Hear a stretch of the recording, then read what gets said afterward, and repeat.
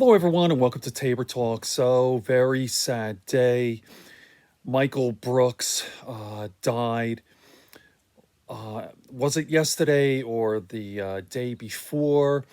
I'm going to be posting a lot of his videos.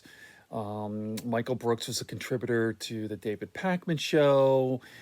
He worked on the Majority Report with Sam Seder, also the Young Turk. So I'm going to play a clip right here. Michael has asked a question. Are you Jewish? Watch. Hi. Hi. So my first question, it says on your Twitter that you're Jewish. Am I getting this right? No. Is it the right Twitter? On my Twitter bio, it says I'm Jewish. No, but like in your tweets. I don't want to be wrong. I have Jewish background. I'm just trying to think of. Okay, so as someone with a Jewish background, Yes. how do you feel about Bernie's plan for Israel, especially as someone concerned with foreign policy? I love it. It's an absolutely necessary. My Jewish values teach me to oppose apartheid.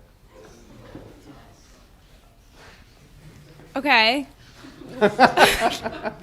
Could you elaborate, please? I mean, there really isn't that much to elaborate on. I mean, has anybody ever been not only to Israel but also to the? Have you been to? Have you been to the West Bank? Have you been to Gaza? Yep.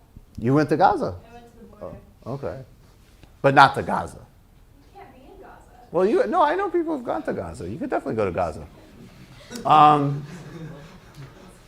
So for me, my politics are built on a base of, economic justice and actually really like anti-racism, as in some ways as distinct from some of this sort of woke stuff in a way. But when I was already, look, I grew up, I was pretty connected to left politics, so I always knew growing up about the travesty that was the human rights situation there.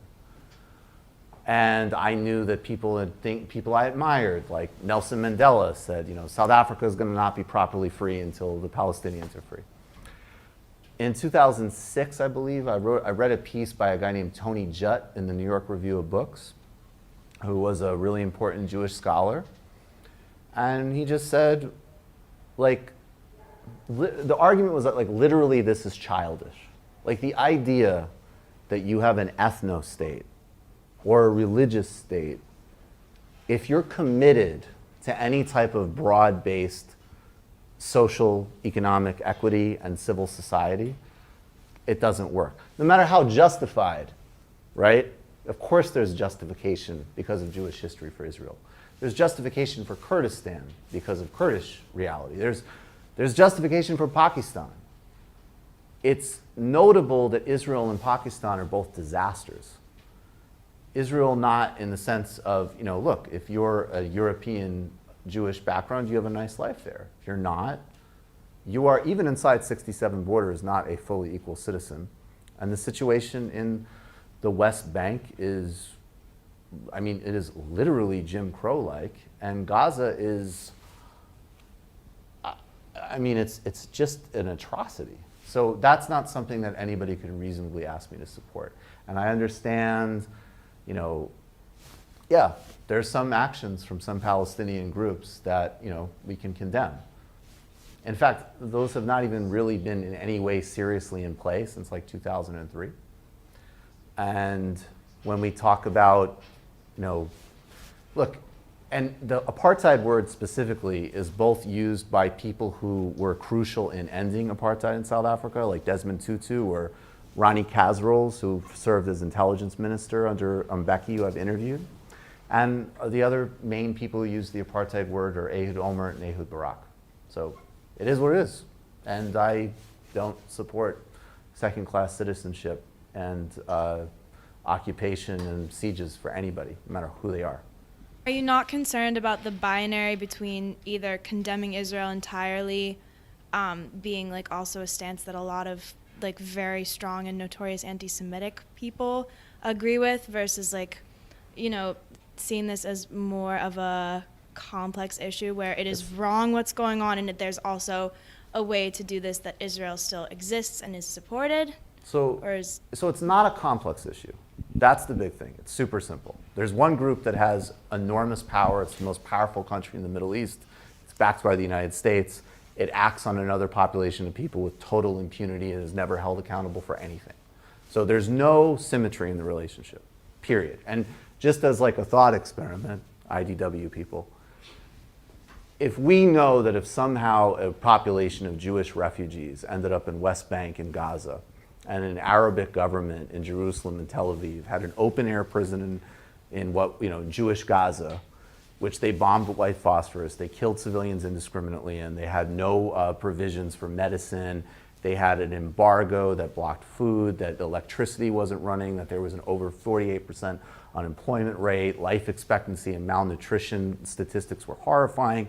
One of the major policymakers in this hypothetical Arabic Palestinian state said, we need to put those Jews on a diet. In the West Bank, there was another Jewish area where there was a little bit more autonomy, but there was regular Arabic settlements where they pulled up the Jewish farmers' foods. They terrorized them with rocks. The security forces broke children's bones, and they couldn't drive their own roads. We'd all have no problem understanding what that was. So there's nothing complex about it. The second part of your question, it's a pure asymmetry relationship. And the question is rights or not. So that's it. It's not complicated. The second part of your question, at this point, there's always going to be crackpots who are anti-Semitic who condemn Israel. That's not what drives the movement, particularly in the United States. If you work around most people who are concerned with this issue, it's actually populated with a lot of Jewish people. The real question we have to ask is, why is it that AIPAC is hosting an information minister for Slobodan Milosevic? Why is it that there's relationships between the Israeli government and far-right parties in Europe? Why is it that Benjamin Netanyahu's son is posting borderline alt-right memes? Why is it that Israel is an alt-right state, even though it is from the descendants of the victims of one of the greatest crimes in history? That's a serious question, and that's inseparable from the racism of the project, which goes back to the first part that we have to solve. But thank you. Shalom. And I am serious about it coming from Jewish values. Like Tony Judd, my reading, to the extent I do, which I actually do have some connection to that in a religious sense, it's unacceptable for me. But yeah, no, I know. We'll but it's not complicated.